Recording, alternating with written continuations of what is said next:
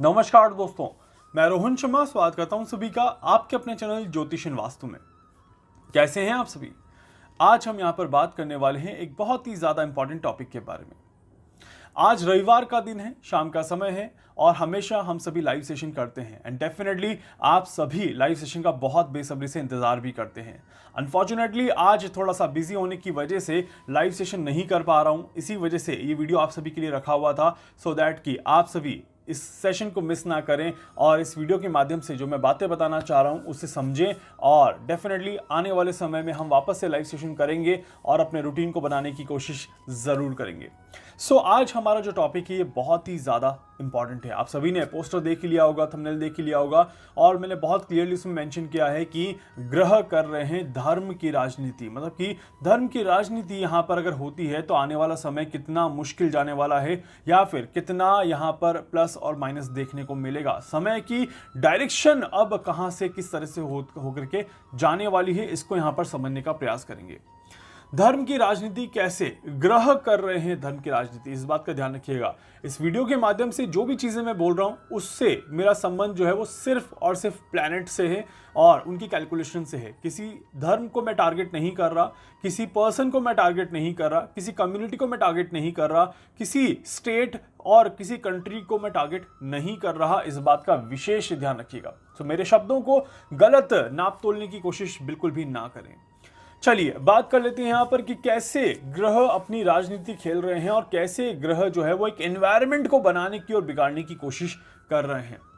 देखिए, धर्म की जब जब बात आती है, धर्म का मतलब होता है आपका ट्रेडिशन। आपका ट्रेडिशन मतलब कि आपकी जो एक नींव होती है उसे हम यहाँ पर कैलकुलेट करते हैं हमेशा। धर्म का मतलब किसी भी तरह की जाति से यहाँ पर नहीं है। सो जब ग्रहों में धर्म की बात करी जाती है तो नींव की बात करी जाती है और नींव जो है वो यहाँ पर कौन रखता है, तो सबसे पहली जब भी बच्चा कोई पैदा होता है तो उसकी नींव रखी जाती है देवगुरु बृहस्पति के द्वारा। सो देवगुरु बृहस्पति नींव रखने में काफ़ी ज़्यादा महत्वपूर्ण रोल प्ले करते हैं। अब जब देवगुरु बृहस्पति बहुत ही इंपॉर्टेंट रोल प्ले कर रहे हैं नींव रखने में, तो ऐसे में जब धर्म की यहाँ पर राजनीति हो रही है तो क्या उसकी नींव रखी जा रही है या रखी जा चुकी है, उसको समझने की कोशिश करते हैं। सबसे पहले धर्म की राजनीति में देवगुरु बृहस्पति का अपना एक योगदान जरूर है और ये किस तरह का योगदान है इसको भी यहाँ पर समझते हैं। मैंने ऐसे कई केसेस देखे हैं जहाँ पर एक लड़का और एक लड़की की शादी होनी है और कुंडली नहीं मिलती। जब कुंडली नहीं मिलती तो वो क्या करते हैं, किसी पंडित के पास जाते हैं, उन्हें एक्स्ट्रा पैसे देते हैं और बोलते हैं कि डेट ऑफ बर्थ या टाइम में इस तरह से चेंजेस करिए कि दोनों की कुंडली मिल जाए। और उस पंडित से एक गलत काम करवा करके आप सभी क्या करते हैं, एक रिश्ते की गलत नींव रखते हैं। इसका ये मतलब हुआ कि आप सभी ने क्या कर दिया, देवगुरु बृहस्पति को खराब कर दिया। उसी तरह से जब देवगुरु बृहस्पति खराब हो जाते हैं तो सृष्टि में जो चीजों की नींव रखी जाती है वो थोड़ी सी परेशान करने वाली होती है, वो थोड़ी सी कहीं ना कहीं विचलित करने वाली होती है। और जब नींव खराब हो जाए तो बिल्डिंग कैसे अच्छी रहेगी। जब ग्रहों ने बता दिया कि ये रिश्ता नहीं हो सकता और उसके बाद भी अगर आप उस रिश्ते को कर लेते हैं, अगर आप टाइम और डेट ऑफ बर्थ में हेर फेर करके आप रिश्ते को किसी भी तरह से मिला करके कर लेते हैं, तो एक चीज़ का ध्यान रखिए कि आप ग्रहों को पागल नहीं बना सकते। आप ग्रहों को बेवकूफ़ बनाने का जो प्रयास कर रहे हैं वो आपके लिए भविष्य में परेशानी ही लेकर के आएगा। उसी तरह से धर्म की जो राजनीति की मैं बात कर रहा हूं ये यहां पर क्लियरली दिखाई देती है। देखिए, देवगुरु बृहस्पति ने राशि परिवर्तन कर लिया है। अब राशि परिवर्तन करके गुरु चंडाल दोष भी यहां पर बना दिया है। अब गुरु चंडाल दोष में एक बहुत बारीक सी फाइट यहां पर देखने को मिलेगी, जहां पर धर्म और अधर्म के बीच की एक लड़ाई का हल्का सा एक इंडिकेशन देखने को मिलेगा। ये महाभारत की लड़ाई नहीं है, इस बात का ध्यान रखिएगा। इस गुरु और राहु के चंडाल दोष को बार बार महाभारत के काल से जोड़ा जा रहा है, बार बार महाभारत के काल को दोहराने की बात कही जा रही है। बट मैं आपसे एक छोटी सी रिक्वेस्ट करूंगा कि इस बार ये जो धर्म और अधर्म की लड़ाई है ये महाभारत के लेवल की नहीं है। महाभारत का लेवल यहाँ था तो अभी तो ये लड़ाई जो है वो इस लेवल पे हो रही है, तो इसमें तो बहुत बड़ा डिफरेंस है। मतलब कि भविष्य बाकी है अभी और इस लड़ाई को यहाँ तक पहुँचने में अभी एक लंबा समय बाकी है। इट मीन्स कि कलयुग के कई साल बाकी हैं, तो आराम से जिए और इन सालों को आराम से निकालने का प्रयास करें। सो धर्म की लड़ाई, धर्म की राजनीति और धर्म का अधर्म की तरफ प्रयास किस तरह से आगे बढ़ता हुआ नजर आएगा। तो जब मैं बात कर रहा था, देवगुरु बृहस्पति जो है वो यहाँ पर कहीं ना कहीं थोड़ा सा परेशान होते हुए नजर आ रहे हैं और देवगुरु बृहस्पति को परेशान किया जा रहा है। इस तरह की घटनाएं भी देखने को मिल रही हैं और इस वजह से यहाँ पर देखा जाए तो कहीं ना कहीं आप कह सकते हैं कि देवगुरु बृहस्पति जब परेशान है तो डेफिनेटली थोड़ा सा अधर्म पावरफुल होगा और धर्म कमजोर होगा। जब इस तरह की चीजें होने लग जाएं तो डेफिनेटली विवाद बढ़ जाते हैं। विवाद बढ़ने के कारण से एक विरोधाभास बढ़ जाता है और विरोधाभास की वजह से यहां पर अगेंस्ट द नेचर काम करने की प्रवृत्ति बढ़ जाती है। अब ग्रह अगर खराब है तो उसका प्रभाव कहां पर पड़ेगा? इंसानों के ऊपर पड़ेगा। इसका मतलब यह है कि इंसानों के अंदर किसी भी चीज को लेकर के आरोप प्रत्यारोप तर्क वितर्क बढ़ता हुआ नजर आएगा। किसी की बात को न मानना या किसी की बात को इजीली स्वीकार कर लेना, यह आपके लिए एक बहुत कठिन साबित होता हुआ नजर आएगा। इस तरह के योग यहां पर दिखाई देते हैं। साथ ही साथ कुछ स्कैंडल्स पकड़े जाएंगे तो कुछ स्कैंडल्स नए किए जाएंगे, ये भी यहां पर दिखाई देता है। तो एक तरफ जहां पर शनिदेव स्कैंडल्स को बाहर निकालने का काम कर रहे हैं, वहीं पर दूसरी तरफ देवगुरु बृहस्पति नए स्कैंडल्स को पैदा करने का काम कर रहे हैं।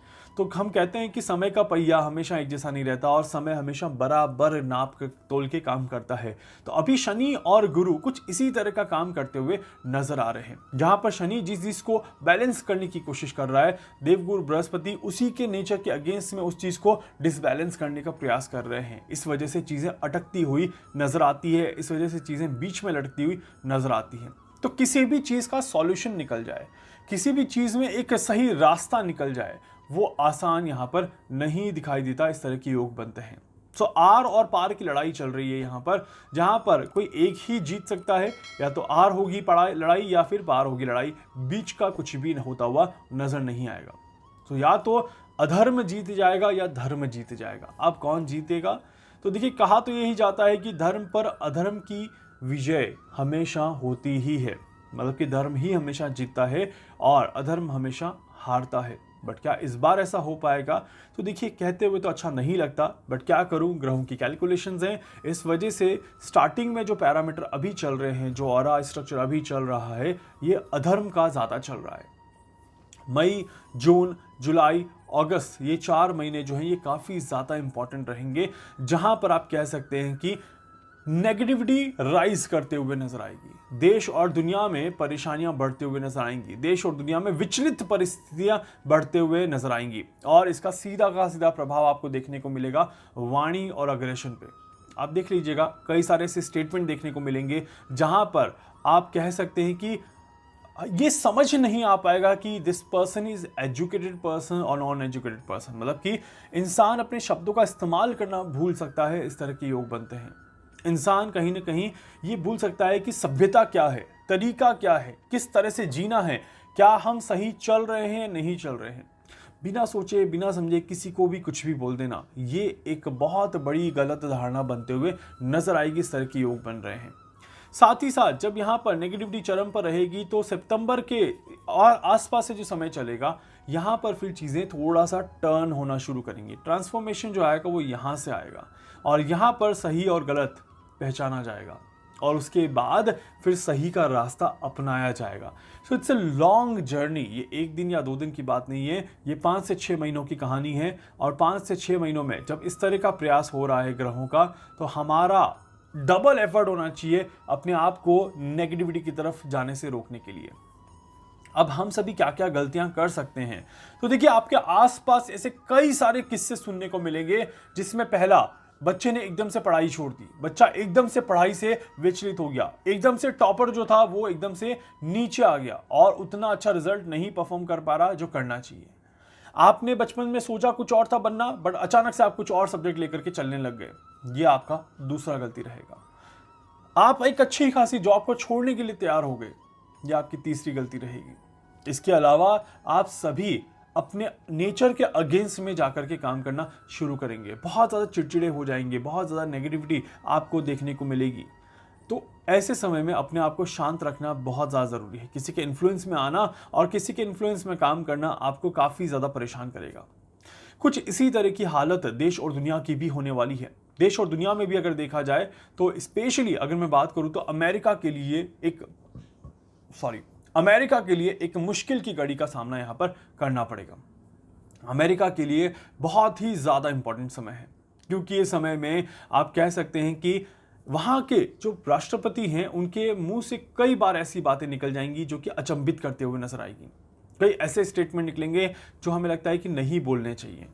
तो इस वजह से उनके ऊपर भी आरोप प्रत्यारोप बढ़ता हुआ नजर आएगा और उनकी सेहत को लेकर के भी काफ़ी ज़्यादा परेशानियां दिखाई देती हैं। भारत में भी बात कर लें तो कुछ नेता ऐसे रहेंगे जो कि बिना सोचे बिना समझे अपने शब्दों का इस्तेमाल करते हुए नजर आएंगे।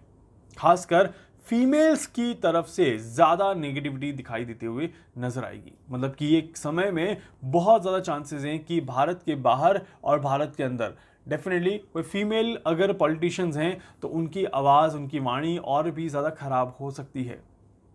इसके अलावा यहाँ पर देखा जाए तो ये समय जो है ये जल्दबाजी में गलत कदम उठाने वाला समय रहेगा। इस वजह से डेफिनेटली कोई देश दूसरे देश पर हमला करने की कोशिश कर सकता है, कोई देश दूसरे देश पर आरोप प्रत्यारोप करके चीज़ों को खराब करने की कोशिश कर सकता है। दो देशों के बीच में अच्छे खासे संबंध बिगड़ सकते हैं। इस तरह के योग यहाँ पर क्लियरली बन रहे हैं और ऐसे समय में डेफिनेटली जब चीज़ें होंगी तो वहाँ पर अधर्म डेफिनेटली जीतता हुआ और आगे बढ़ता हुआ नजर आएगा और अपने पैर पसारता हुआ धीरे धीरे नजर आएगा। ये वो समय है जहां पर आप सभी कह सकते हैं कि फाइनेंशियल क्रंच बढ़ता हुआ नजर आएगा और ऐसे में ही वेदर भी अपना खेल खेलता हुआ नजर आएगा, जहां पर नेगेटिव वेदर जो है वो काफ़ी ज़्यादा लोगों को परेशान करता हुआ नजर आएगा। अचानक से बारिश हो जाना, अचानक से गर्मी बढ़ जाना, आंधी तूफान आ जाना, इस तरह के योग यहाँ पर क्लियरली दिखाई देते हैं। सिर्फ क्या गुरु और राहु की वजह से ही ये हो रहा है? क्या चंडाल दोष इसका मुख्य कारण है? देखिए, जब इस तरह की कैलकुलेशंस बनती हैं तो मैं हमेशा एक चीज कहता हूं कि एक ग्रह को लेकर के आप किसी भी तरह का स्टेटमेंट ना दें कि मेरी कुंडली में ये ग्रह अच्छा बैठा हुआ है, इस वजह से ये चीज होगी। ये आप गलत कह रहे हैं, इस बात का ध्यान रखिएगा।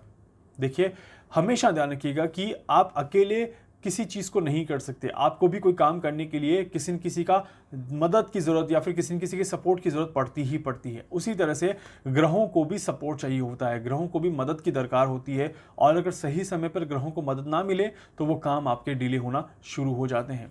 और अभी ऐसा ही कुछ होता हुआ नजर आ रहा है जहां पर ग्रहों को मदद नहीं मिल रही। देवगुरु बृहस्पति को बचाने के लिए किसी भी तरह का सपोर्ट नहीं मिल रहा और इस वजह से परेशानियां थोड़ी सी परेशान करने वाली दिखाई देती हैं। ये जो समय रहेगा, ये समय देश और दुनिया में नेगेटिविटी को राइज करता हुआ नजर आएगा और नेगेटिविटी जब राइज होगी तो डेफिनेटली नकारात्मक घटनाएं राइज होते हुए नजर आएंगी, जैसे कि भूकंप का आना, प्राकृतिक घटनाओं का होना, अचानक से बर्फबारी या फिर भूमि का धंसना। इस तरह के योग यहाँ पर बनते हैं। ये समय रहेगा जहाँ पर अगर आप सभी कहीं तीर्थ यात्राओं पर जाते हैं तो बहुत सावधानी के साथ आपको यात्राएं करनी चाहिए। ये समय दिखाई देता है कि तीर्थ यात्राओं पर श्रद्धालुओं को काफ़ी ज़्यादा संघर्ष का सामना करना पड़ेगा। इस तरह के योग बन रहे हैं। इसके अलावा अब एक चीज़ का और ध्यान रखिएगा कि ये समय में आप सभी को अपनी सेहत का, हार्ट अटैक का पूरा ध्यान रखना है। अपने ब्लड प्रेशर को चेक करते रहें बराबर ताकि आप सभी को किसी भी तरह की परेशानी ना देखने को मिले। ये समय किसी के इन्फ्लुएंस में आकर के अपने आप को नुकसान करने का या बर्बाद करने का नहीं है। इस बात का विशेष ध्यान आप सभी को रखना है। साथ ही साथ एक चीज़ का और ध्यान रखिएगा, ऐसे समय में अगर आप सभी को इस समय को अच्छा निकालना है, आप सभी अपने माता पिता का आदर करें, मान सम्मान करें, उनके साथ अपने रिश्तों को सुधारें, उनके साथ अपने रिश्तों को और अच्छा करने की कोशिश करें और अपने इष्ट देव की पूजा करते रहें और बाकी डेली रेमेडीज आप फॉलो करते रहें तो वो आपके लिए काफ़ी ज़्यादा अच्छा रहेगा। देवगुरु बृहस्पति और राहु के अलावा बाकी ग्रह भी जो है वो बहुत अच्छे परफॉर्मेंस यहाँ पर नहीं दे रहे। इस वजह से कहीं ना कहीं एक नकारात्मक चीज़ों का जो प्रभाव है वो एनवायरनमेंट में कहीं ना कहीं बढ़ता हुआ नजर आएगा। कहीं आतंकवादी घटनाएं हो जाना, अचानक से बम विस्फोट हो जाना, लाखों लोगों का किसी चीज़ को लेकर के परेशान हो जाना और साथ ही साथ कई लोगों का एक साथ इस दुनिया से चले जाना, इस तरह की घटनाओं का क्रम धीरे धीरे बढ़ता जाएगा। ये सिर्फ इंडिया में नहीं, इंडिया के बाहर भी होता हुआ नजर आएगा। देखिए, ये मैं नहीं कह रहा और ना ही मेरा ऐसा मकसद है इस चीज़ को कहने का, बट मैं क्या करूं, ग्रहों की कैलकुलेशन ही ऐसी दिखाई देती है और ये मैं नहीं, आने वाला समय बताएगा कि ये कैलकुलेशंस कैसे जा रही हैं। बट डेफिनेटली जब समय है तो उसको कैलकुलेट करना ज़रूरी है और जब कैलकुलेशन ऐसी आ रही है तो उसको बताना भी यहाँ पर बहुत ज़्यादा ज़रूरी है। इसी वजह से धर्म की राजनीति यहां पर शुरू हो चुकी है। अब जब धर्म की राजनीति शुरू होती है तो ग्रहों में जब धर्म की राजनीति शुरू होती है तो अच्छाई या फिर एक systematic structure of the planets बिगड़ना शुरू कर देता है और सिस्टमेटिक स्ट्रक्चर ऑफ प्लैनेट्स जैसे ही बिगड़ता है रंक राजा बनता है और राजा जो है वो रंक बन जाता है। इस तरह की कैलकुलेशन यहां पर बनती है और बिल्कुल बिल्कुल ऐसा ही माहौल यहां पर बन रहा है। इसका एक बड़ा छोटा सा एग्जाम्पल दूंगा मैं, इस बात को समझिएगा। एक पर्सन है जिसने कोई कोठी खरीद रखी है और वो पर्सन सडनली कहीं बाहर चले गए या हॉस्पिटल में चले गए या फिर इंडिया से बाहर चले गए। सपोज करिए कि उन्होंने इंडिया में कोठी खरीद रखी है और वो इंडिया से बाहर चले गए। अब उन्होंने क्या कर दिया, एक सर्वेंट रख दिया। अब एक सर्वेंट जब वो कोठी में है और वो अकेला है, उसको ना तो कोई पूछने वाला है ना उसको कोई बोलने वाला है, वो अपनी मन मर्जी का मालिक है, तो उसके लिए कुछ समय के लिए वो कोठी क्या है, एक तरह से राजगद्दी बन जाती है। और जब इस तरह की सिचुएशन आ जाए तो हम हमेशा कहते हैं कि एक सर्वेंट का जो औहदा है वो यहां से यहां आ गया। तो वही वाली सिचुएशन है कि एक रंक जो है वो राजा बन गया। और रंक का मतलब यहां पे नकारात्मक नहीं है, एक ऐसा पर्सन जो कि छोटे से बड़ा बन गया। और उसी में राजा का रंक बनना मतलब कि अपनी प्रॉपर्टी से आप वो सुख सुविधाएं नहीं ले पा रहे हैं जो लेना चाहिए।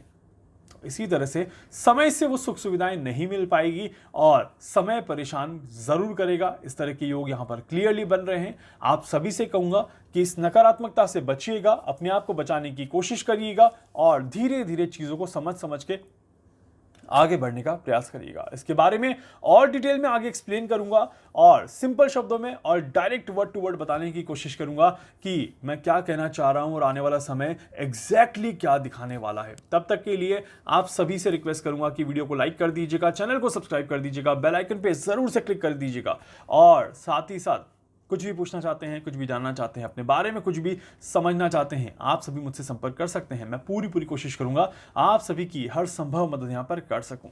धन्यवाद।